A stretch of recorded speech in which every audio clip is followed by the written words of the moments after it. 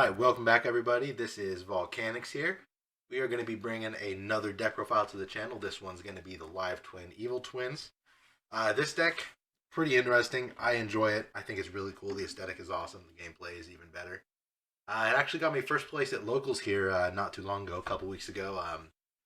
I mean, I think there was only 5 rounds in this tournament. Again, it was a smaller one, but I did get this nice little playmat from it. It was the end of the year thing, so it's pretty cool. I got a box and a playmat and Megatin, so hopefully this would bring you guys some success too if you give it a shot, and let's get right into it.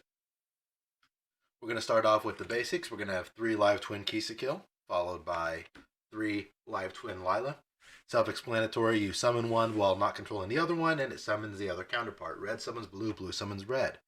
They also summon their extender counterparts. This is Lila Treat, get out of the glare, Lila Treat, and Kill Frost. So Lila Treat has has an effect to make some attack 0 after you take damage or something, but you won't ever use it. It's just as an extender. Kill Frost, though, while it's in grave, you can banish it to draw a card if your opponent adds a card from their deck to their hand.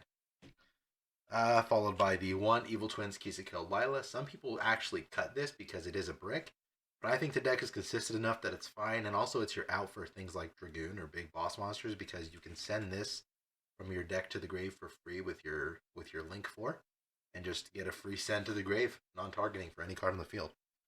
Then we're going to be playing 3 Parallel X-Seed. X-Seed is awesome in the deck for a play that I'll show you here in a minute. Now we're going to get onto the spells. We have triple Secret Password, followed by triple Sunny Snitch, followed by 1 Live Twin Home. I think 1 is the right number to run. Basically, Secret Password searches any spell or trap, which can search Sunny Snitch, which will search your starters, and it stays on the field, has the burn effect every time a monster is summoned to your opponent's side of the field. Or you can actually play around Drool, which is what I do a lot, is if you have Secret Password, you think they're going to Drool you, you just search out Live Twin Home, so you can just special summon directly from the deck instead of adding to the hand. Next, we're going to have 2 Forbidden Droplets. Pretty self-explanatory there, but there is a cool interaction that I can show. Probably going to do it in a separate video, but there's some really cool interactions with a lot of cards in this deck, and I'll just get more in depth about why I made these choices. Next, we have triple Crossout. This is one of the decks that has enough room to actually run Crossout, followed by the 1 Called by the Grave. You kind of saw a glimpse of it, but the card in Yu-Gi-Oh! That synergizes the best with Crossout Designator is actually Small World from Burst of Destiny. So quick little explanation on it. Basically, with Small World, how it works, you reveal a monster in your hand, take 1 from your deck with only 1 thing in common with it, and then you banish the 1 from your hand face down, then you add a 3rd card to your hand, and you banish the 2nd one face down. So you can reveal card A in your hand, get card B from your deck, banish card A, get card C, banish card B. So if you banish 2 from your deck, basically it's a -1. You can search any card in your deck. It's pretty cool because you have a lot of these hand traps and stuff that you're going to be using as crossout targets can also be bridges for Small World, so you can get searched into anything you need.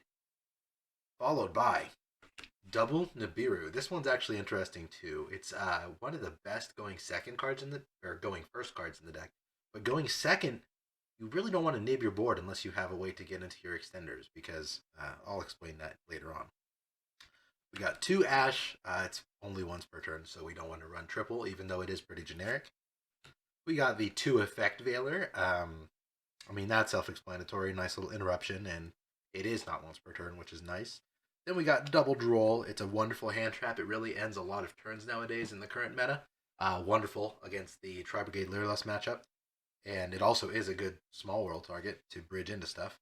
Then we got 1 Ghost Spell, 1 DD Crow, 1 Infinite Impermanence, and we're rounding out the deck with Artifact Scythe. I couldn't figure out what order to put these in to explain it, but I think it's pretty straightforward anyways. Now we're going to get into the extra deck. Wonderful new order sleeves from Imperium Duelist. I really recommend it. Looks a little weird from the back, but not a problem right now. We're going to be running triple copies of Evil Twins Kill, followed by triple copies of Lila. So these ones are basically the same as the main deck counterparts.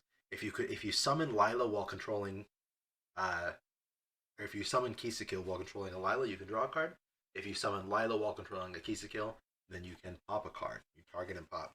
And it does work work with the main deck one. So if you summon Lila while controlling a Kill, then you still get the pop. Just has how if you summon a Kill while controlling a Lila, you can still get the draw. They also have a quick effect to revive the opposite color from the grave, be it the Link monster or the main deck monster. And it's pretty helpful, but it does lock you into Fiends for the rest of the turn. That is not as big of a deal now as it used to be, because now we have the wonderful 3 of Evil Twins, Trouble Sunny. This is the boss monster of the deck. Pretty easy to use. You tribute it as cost, which is really important to know. And you summon non-targeting from the grave, 1 Kill and or 1 Lila. So if they DD Crow something or banish one of your targets or even multiple targets, you can really just get whatever you want back. Then, not quick effect on this next effect, but you can banish it from the grave to send 1 Evil Twin from your field and or deck to the grave as cost to send a card on the field to the grave non-targeting. That is where your big boy comes in, your big monster. That's where this one comes in. You can send it for free to the grave, and that way you don't have to give up field presence, and even if they wipe your board and just send that Trouble Sunny to the grave, you still have the opportunity to get that little extra value off of it. Followed by, we have 1 Salamangreat Great Almirage. This one's pretty straightforward. You link it off, get stuff to the grave, start your graveyard presence. But also the arrow is really important. You don't want to use Relinquished Anima. I mean, you could, but that would only be with a couple hand traps. I think this is the way to go for Link 1s, just because the arrow is a convenient location, so that you can actually proc your effect of the Parallax Seed. Followed by our OTK of the deck, Borrelsword Dragon. This ends games in tandem with the card that I'm about to show, which is number 41, Baguska, the Terribly Tired Taper. This is part of an awesome lock that I will show you guys here in a second. Then we have the Zeus package. We have 1 Sky Cavalry Centuria, cannot be destroyed with battle while it has card effects, or while it has a card attached to the material. You can overlay it with Downward in main phase 2 after battling, and you can overlay it with Zeus. So with your materials used to make this card, you end up with a 4 material Zeus, which is, as we know, 2 full uses. So the way the Borrelsword works is you can attack and you can change any card on the field to defense. So if you get your full combo off, if you get your Trouble Sunny out, let's just go ahead and try to give a quick walkthrough so we know how to do the OTK here. I do think this is the best way to run this, by the way. So usually what will happen, you will find a way to get into your Parallel Exceed and use Parallel Exceed to go into your Baguska in defense, because it is a fiend. In this case, you're going to have your Trouble Sunny on board. You're going to have Grave Presence with the Live Twins here. Evil Twins, I'm sorry. And what you would do to end the game really quick is, stand by, or let's say they're end phase. During the end phase, you're going to tribute it as cost to summon these 2 out. So they probably didn't pop off because they don't have any monsters that can do anything, because they're all going to be in defense. So during the end phase, you do this so you can get the extra draw of a random card. We'll just do this and get you the random, so you have an extra card in hand. And then you have the pop off of Lila. You can also chain block it. So you get 1 pop on their turn. And then you link these 2 away into the next Trouble Sunny. Get it out of here. Also, you would have to detach a material during standby.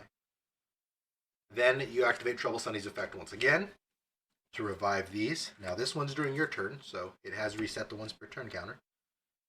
You get the same thing. You get a draw as well as a pop, so now you have 2 cards in hand.